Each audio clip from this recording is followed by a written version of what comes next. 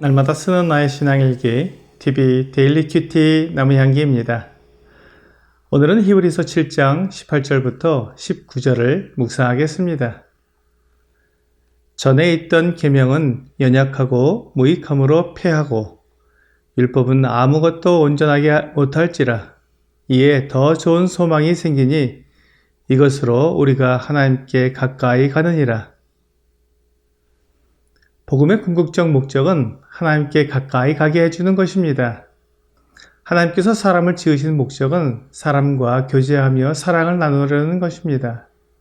하나님은 이 목적을 이루기 위해 인류의 역사를 이끌어 오셨습니다. 사람들이 하나님께 죄를 지음으로 하나님 앞에서 쫓겨나게 되었습니다. 창세기 3장 23절과 24절은 여호와 하나님이 에덴 동산에서 그를 내보내어 그의 근원이 된 땅을 갈게 하시니라. 이같이 하나님이 그 사람을 쫓아내시고 에덴 동산 동쪽의 그룹들과 두루 도는 불칼을 두어 생명나무의 길을 지키게 하시니라 라고 말씀하고 있습니다. 하나님 앞에서 쫓겨난 사람들은 하나님 앞으로 나아갈 수 없게 되었습니다. 이것이 로마서 3장 23절 말씀의 의미입니다. 모든 사람이 죄를 범하였음에 하나님의 영광에 이르지 못하더니 아담이 범죄함으로 죄가 세상에 들어와 결국 모든 사람이 죄를 짓게 되었습니다. 로마서 5장 12절은 그 사실을 정확히 말씀하고 있습니다. 그러므로 한 사람으로 말미암아 죄가 세상에 들어오고 죄로 말미암아 사망이 들어왔나니 이와 같이 모든 사람이 죄를 지었으므로 사망이 모든 사람에게 이르렀느니라.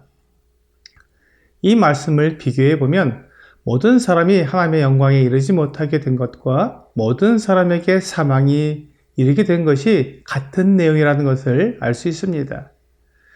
사람들이 하나님께로부터 쫓겨나므로 사람들은 모두 죽음에 이르게 된 것입니다. 그러므로 하나님께로 돌아가게 되면 죽음에서 벗어나 영원한 생명을 얻게 되는 것입니다. 하나님께는 생명이 있기에 하나님께 돌아가는 사람은 영생을 얻게 됩니다. 요한일서 5장 11절부터 13절은 또 증거는 이것이니 하나님이 우리에게 영생을 주신 것과 이 생명이 그의 아들 안에 있는 그것이니라. 아들이 있는 자에게는 생명이 있고 하나님의 아들이 없는 자에게는 생명이 없느니라. 내가 하나님의 아들의 이름을 믿는 너희에게 이것을 쓰는 것은 너희로 하여금 너희에게 영생이 있음을 알게 하려 함이라 라고 말씀하고 있습니다. 하나님께서 우리에게 전해주시는 복음이 바로 이것입니다. 우리에게 하나님께로 돌아갈 길이 열렸다는 것입니다. 오늘 본문 18절은 전에 있던 계명은 연약하고 무익함으로 패하고 라고 말씀하고 있습니다. 이 말씀에서 전에 있던 계명은 율법을 말하고 있습니다. 하나님께서 선하고 거룩한 계명을 이스라엘 백성들에게 주셨습니다. 그러나 그 율법은 연약했습니다. 율법 자체가 문제가 있는 것이 아니라 율법이 할 수 없는 것이 있었던 것입니다. 율법은 사람들을 거룩하게 만들어주지 못합니다. 오직 사람들을 정죄하고 사람들이 얼마나 하나님에게서 멀어져 있는지를 보여줄 뿐입니다. 이것은 매우 중요합니다. 율법이 아니고서는 우리가 하나님에게서 멀어져 있다는 것, 하나님의 생명이 없다는 것을 알 수가 없기 때문입니다. 이것이 로마서 3장 19절과 20절에서 우리가 알거니와 무릇 율법이 말하는 바는 율법 아래에 있는 자들에게 말하는 것이니 이는 모든 입을 막고 온 세상으로 하나님의 심판 아래에 있게 하려 함이라. 그러므로 율법의 행위로 그의 앞에 의롭다 하심을 얻을 육체가 없나니 율법으로는 죄를 깨달음이니라 라고 말씀하고 있는 이유입니다. 율법은 선하고 거룩하지만 그 율법을 사용해서 하나님 앞으로 나아갈 수 있는 사람이 없다는 것입니다. 이것이 율법이 연약하다는 뜻입니다. 그리고 무익하다는 것은 율법으로는 의롭게 될 사람이 없습니다. 율법은 사람의 외적인 행위만 다루고 있을 뿐 내적인 양심을 정결하게 해주지 못합니다. 그러므로 율법을 피하게 됩니다. 율법으로 의롭게 될 수 없다는 뜻입니다. 하나님께 나아가서 하나님과 교제를 나눔으로 영생을 얻게 해주지 못합니다. 그것은 율법의 역할이 아닙니다. 그러므로 본문 19절은 율법은 아무것도 온전하게 못할지라 라고 말씀하고 있는 것입니다. 율법은 겉모습은 바꿀 수 있을지라도 양심을 깨끗하게 하지는 못합니다. 그러므로 사람이 온전하게 될 수 없습니다. 19절 말씀에 보면 이에 더 좋은 소망이 생기니 라고 말씀하고 있습니다. 이것이 로마서 3장 21절과 22절에서 말씀하고 있는 바입니다. 이제는 율법 외에 하나님의 한 의가 나타났으니 율법과 선지자들에게 증거를 받은 것이라 곧 예수 그리스도를 믿음으로 말미암아 모든 믿는 자에게 미치는 하나님의 의인이 차별이 없느니라. 율법으로 이렇게 될 수 없기 때문에 율법으로 얻는 의가 아니라 하나님의 의가 나타난 것입니다. 하나님께서 사람들이 의롭게 될 수 있도록 준비해 주신 새롭고 산 길입니다.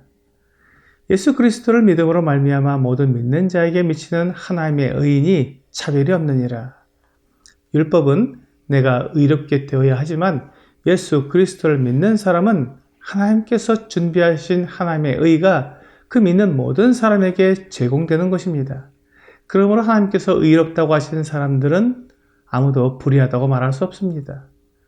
로마서 8장 33절과 34절은 누가 능히 하나님께서 택하신 자들을 고발하리요. 의롭다 하신 이는 하나님이시니 누가 정죄하리요. 죽으실 뿐만 아니라 다시 살아나신 이는 그리스도 예수시니 그는 하나님의 우편에 계신 자요 우리를 위하여 간구하시는 자시니라 라고 말씀하고 있습니다.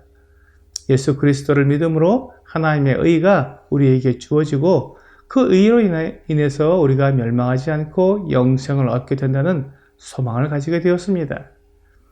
이것이 오늘 본문 19절 하반절에서 이에 더 좋은 소망이 생기니 이것으로 우리가 하나님께 가까이 가느니라 라고 말씀하신 내용입니다. 복음은 우리가 하나님께 가까이 나아갈 수 있다는 소식입니다. 그리고 구원은 바로 그 소식이 나에게 이루어진 것을 구원이라고 말합니다. 내가 하나님께 가까이 나아갈 수 있는 의를 얻게 되었는데 그 의는 나에게서 나온 것이 아니라 예수 그리스도를 믿음으로 얻은 의입니다.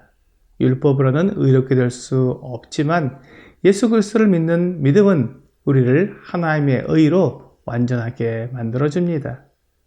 오늘의 적용 질문을 보겠습니다.